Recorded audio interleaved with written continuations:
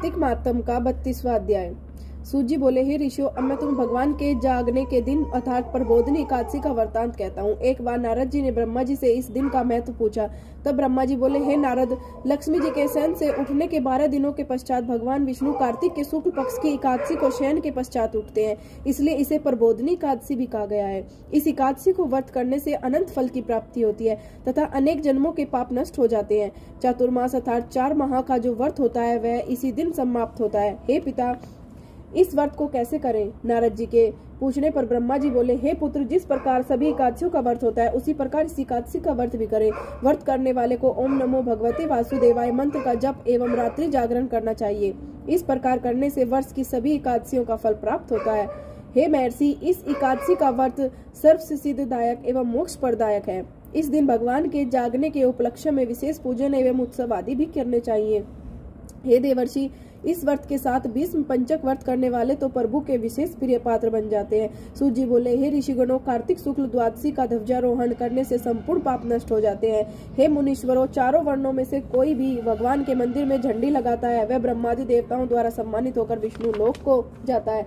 इस संबंध में मैं आपको यह वृतांत सुनाता हूँ जो नारद जी ने राजा पृथु को सुनाया था। ध्यान पूर्वक सुनो। देवर्षि नारद ने कहा, राजा, इन संबंध में एक प्राचीन इतिहास सुनो। बहुत पहले सतयुग में सुमति नामक एक चंद्रवंशीय राजा था। वह भगवान विष्णु का परम भक्त था। उसका शासन सप्तद्वीपों तक फैला था। हे महाराज पृथु, उसकी पत्नी रानी सत्यवती भी ईश्वर की परम भक्त और पतिव्रता थी।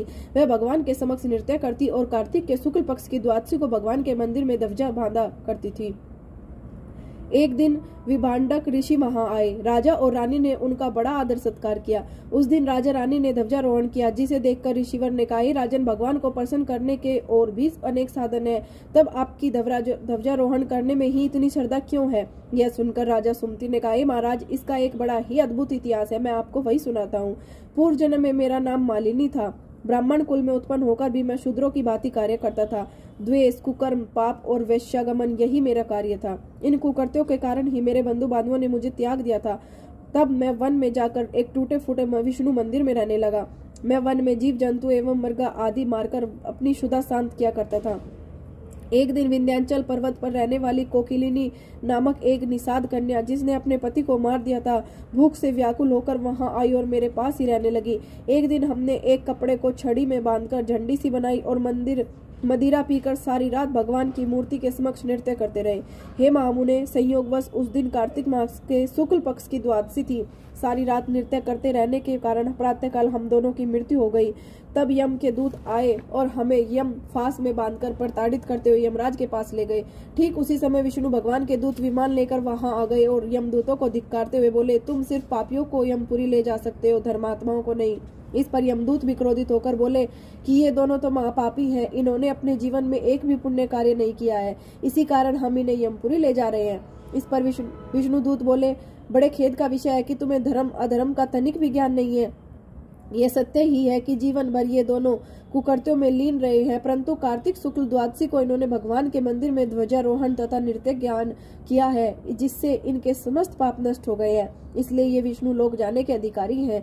हे दूतों, भले ही इन्होंने यह कार्य अनजाने में किया है, किंतु भगवान को प्रिय लगने वाला कार्य किया है। इस प्रकार हे मुने, वह हमें विमान में बैठाकर विष्णु लोक को ले गए। इस प्रकार अपनी कथा समाप्त करते हुए राजा सुमति ने कहा, हे पूज्य मुनीश्वर, अनजाने में भी किए गए ध्वजारोहण का जब ऐसा फल है तो जरा विचार करें कि श्रद्धा पूर्वक कार्तिक शुक्ल की पक्ष की द्वादशी को किए गए ध्वजारोहण का कितना फल होगा, उसका तो वर्णन ही नहीं किया जा सकता। यह कथा सुनकर विभांडक ऋषि ने राजा रानी को आशीर्वाद दिया और तप करने के लिए वन की ओर चल दिए। बोले विष्णु भगवान की जय।